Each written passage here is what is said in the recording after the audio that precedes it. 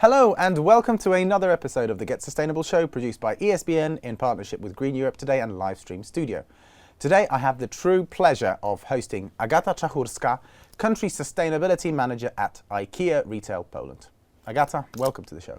Good morning, thanks for the invitation. It's great to be here. Thank you very much.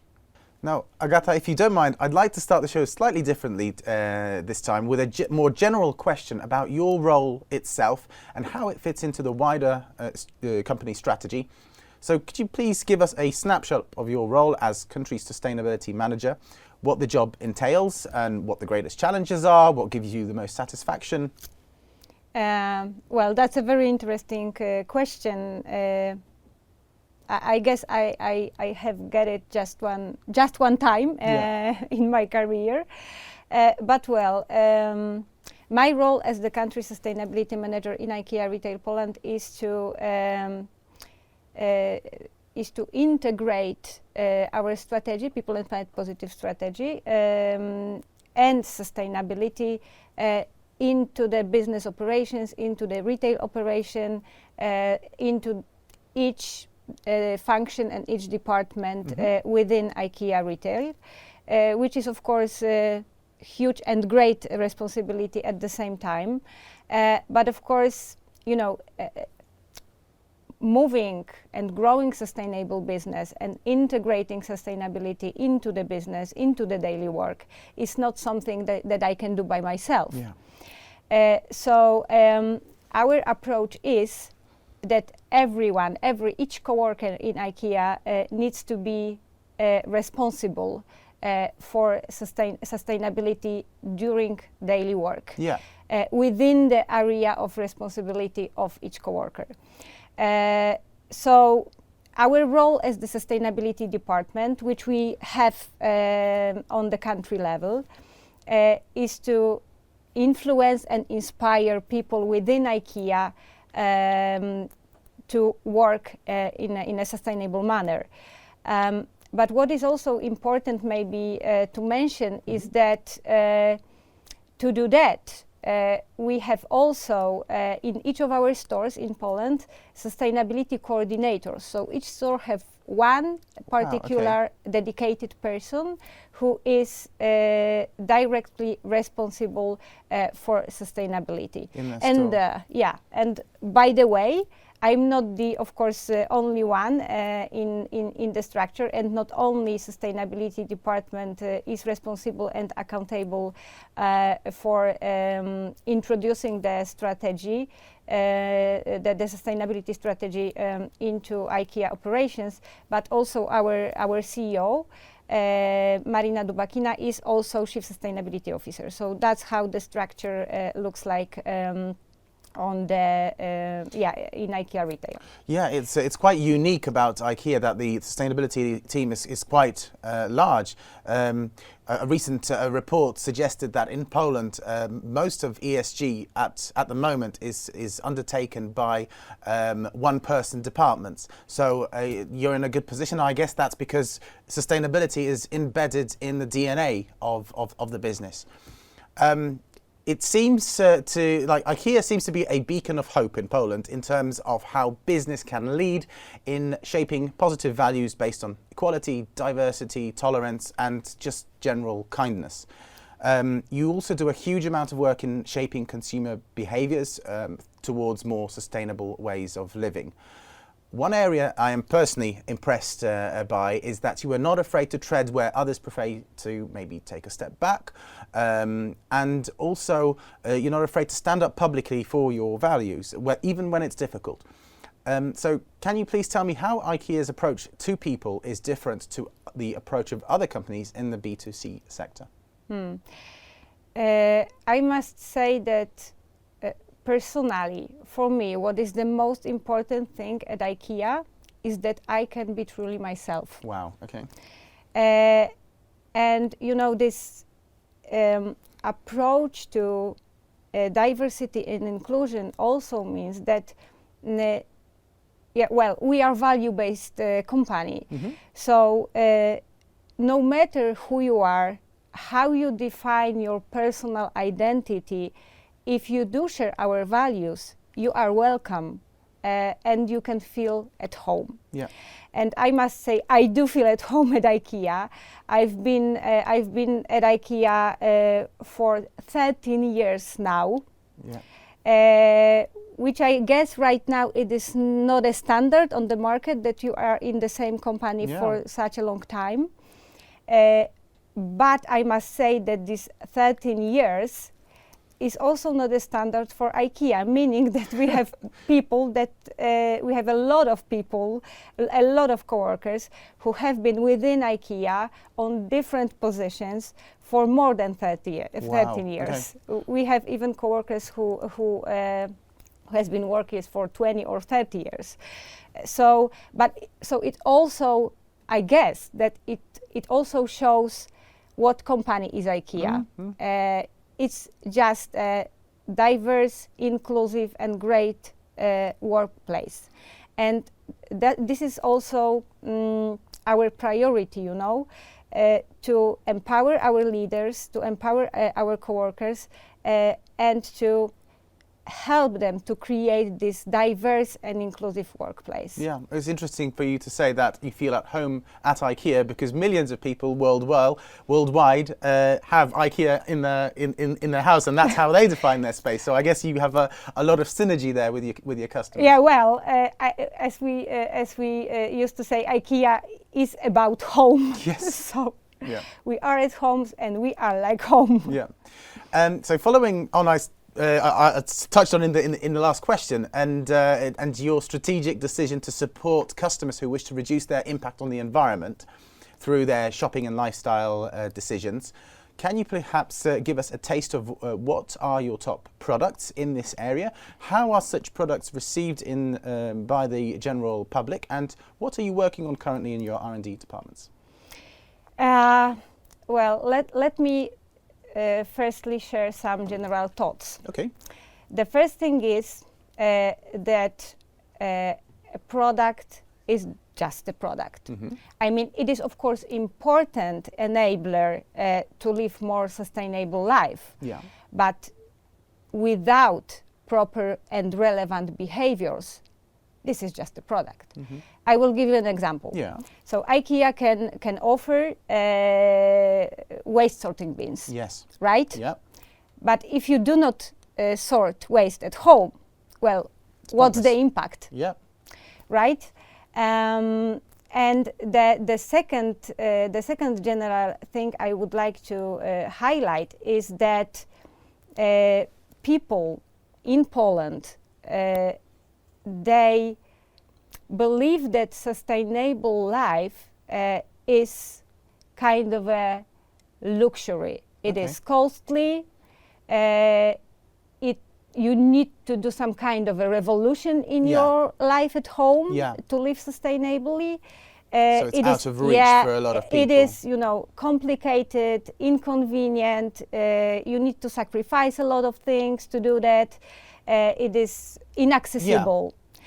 Yeah. So what our approach at IKEA, here in IKEA Retail Poland, is that we would like, and we want, and we do prove that these are just myths. Myths, yeah. Yeah, and we are sustainability mythbusters, as I call it. Okay, I love that. This is kind of our direction. Yeah. So what we do, firstly, we offer sustainable products in affordable prices. Okay. So myth number one is busted. Yeah. What do we do next? Is to inspire customers, is to inspire general public to live sustainably through different small and easy tips and tricks. Yeah. What you can do at home. Proving that sustainable life isn't about a revolution, it is about the small steps method with big impact. Yeah, to help organize your life in a way that's helpful to you, but also helpful for the planet. Yeah, and then, developing omni-channel retailing at IKEA also means that sustainable life, sustainable product, sustainable offer is becoming more and more accessible for the many. Mm-hmm, mm-hmm. When it comes to our products, it is around 1/3 of our sales which sustainable product stands for right now. So I, in my opinion, that's a lot. And then we have a lot of products like water-saving taps, waste sorting bins, products made from sustainable cotton. I mean, all cotton at IKEA is sustainable. And you know, pillows made from recycled polyester. If I'm not mistaken, even in the energy sort of sector, you help customers with installations of PV. Yeah, we do offer panels, yeah. we do offer PV installations together with our partner Ion Photon here in Poland. And well, that's also let's say development area for IKEA. So something that we call clean energy services for the many. So this is very, very important for us to enable and to inspire people to live more sustainable life. Yeah, from my experience of IKEA products is that it helps build this sort of circularity, so closed loop solutions in your lifestyle in general. But that also has an impact on circularity can be taken within your organization as well. So whether that's in your relations with customers, but I assume as well within your internal activities, so relations with your suppliers, business processes, use of resources, energy, etc. So can you perhaps expand on this subject for us a little bit more?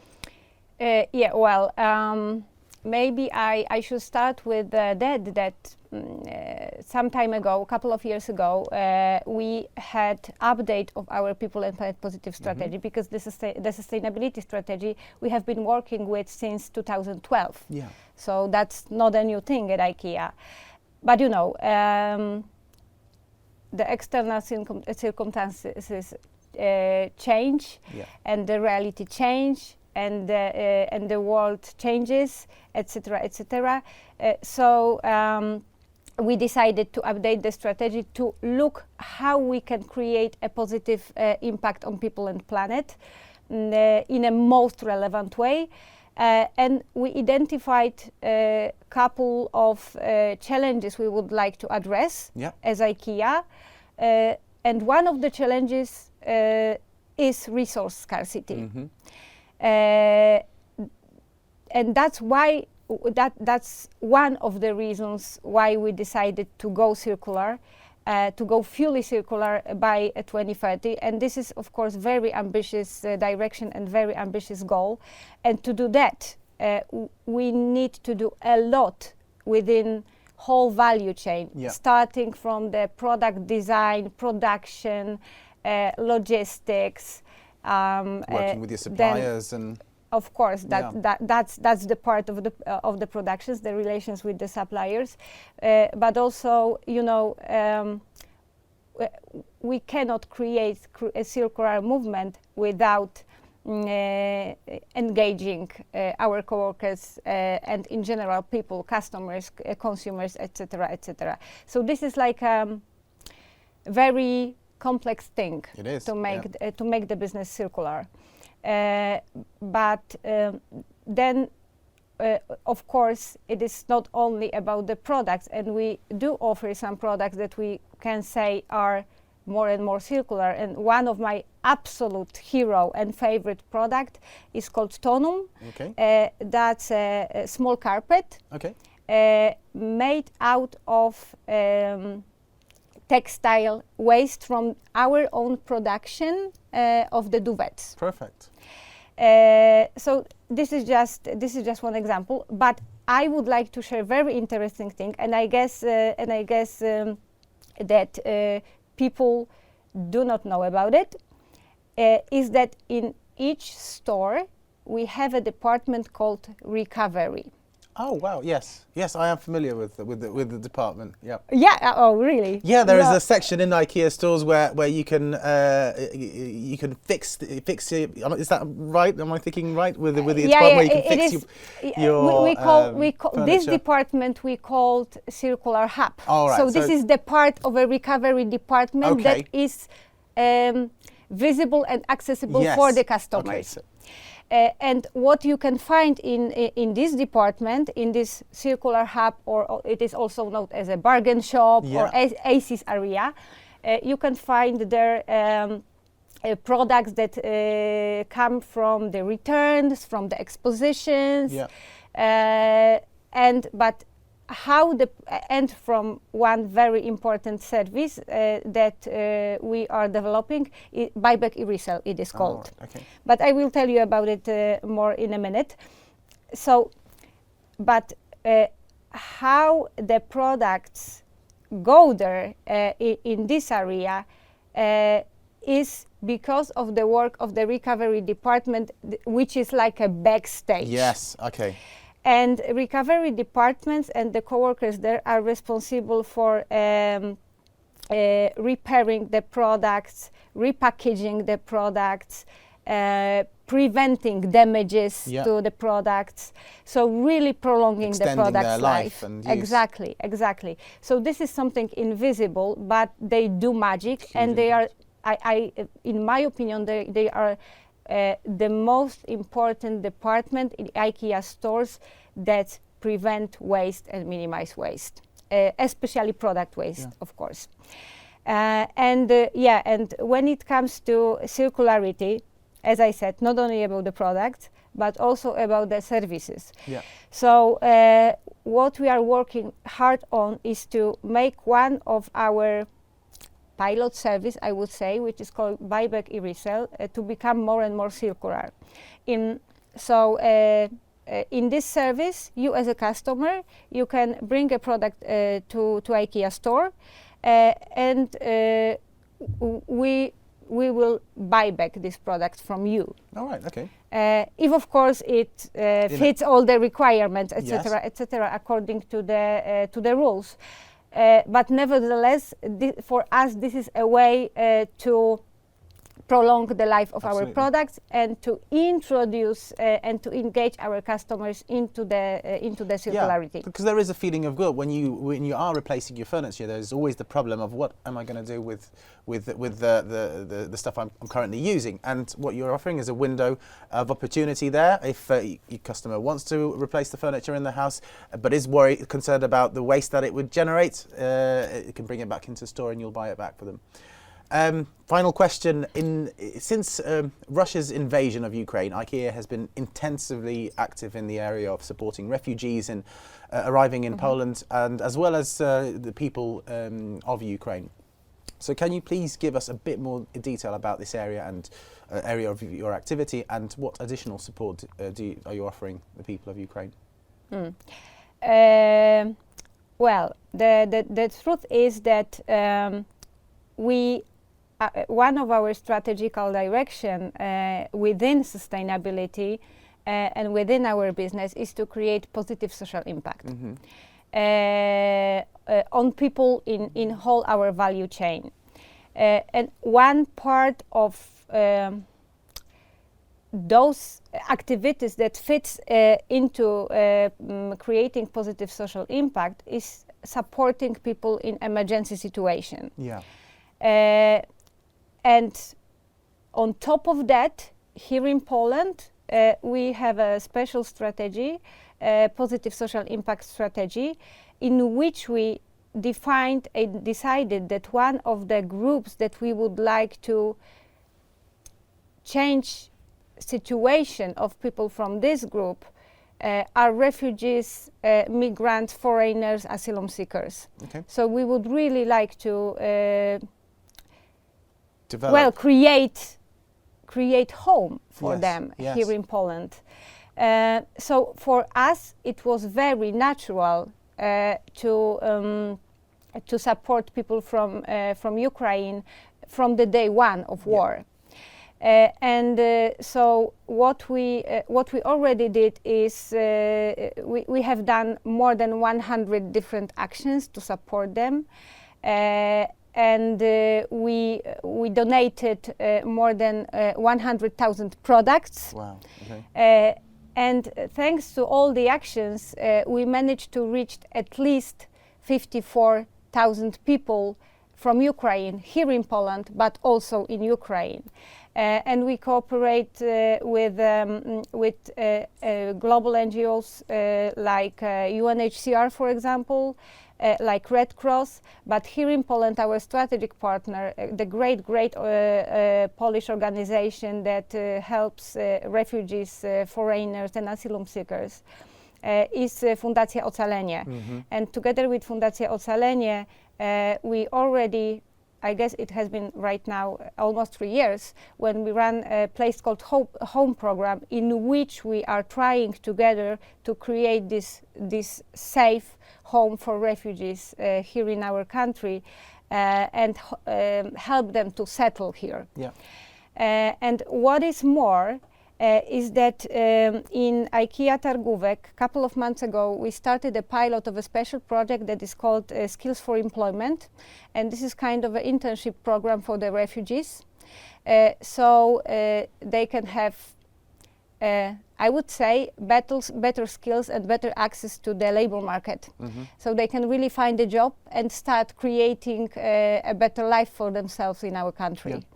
And right now we have 10 co-workers in this program in Targówek store. But our ambition, especially thinking about the situation in Ukraine, is to develop this program, is to scale up this program, because we, from the day one of the war, we already knew that this is not a sprint, this is a marathon, and those people will be here in our country, most probably for many, many months, if not years, unfortunately, because we all would like them to, you know, to come back to their homes,